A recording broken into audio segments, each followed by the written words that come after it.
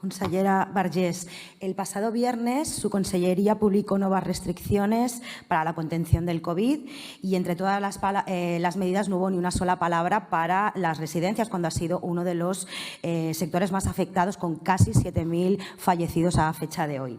En la anterior ola, ustedes reconocieron que uno de los errores que cometieron fue no blindar las residencias desde un primer momento, y en esta ola, esta segunda ola que viene, que ya tenemos encima, no solo van a cometer el mismo error, sino que, según su plan sectorial, ahora mismo cada residente puede recibir al día la visita de 3 personas. Multipliquen 3 visitas por los 56.000 residentes que hay aproximadamente ahora mismo en Cataluña por los 30 días que tiene un mes. ¿Son conscientes que con sus instrucciones actuales están permitiendo que pudiese haber más de 5 millones de visitas en un mes en el total de las residencias catalanas? ¿Saben que ya hay positivos acreditados en residencias producidos por visitas? ¿Esa es manera de contener el virus? ¿Van ustedes a rectificar?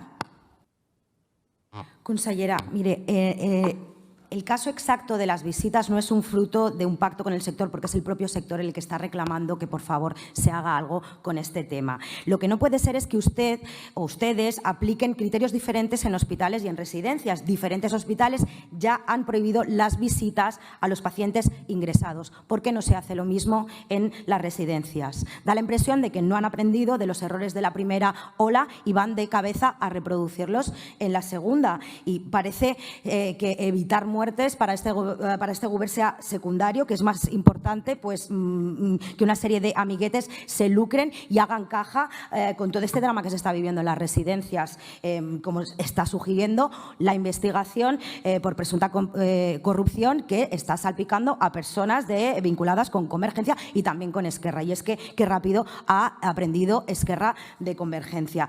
Ustedes se han puesto en el lugar de todas esas personas que han perdido a un ser querido en una residencia, porque a raíz de su desastrosa gestión y de todo lo que ha salido a la luz estos días, usted y el conseller El Homrani lo primero que tendrían que hacer es pedir perdón. Y acto seguido, para dar tranquilidad tanto a residentes como a familiares como a los profesionales del sector, deberían dimitir y dejar paso al frente de sus consellerías a personas que sí tengan experiencia y motivación para salvar vidas.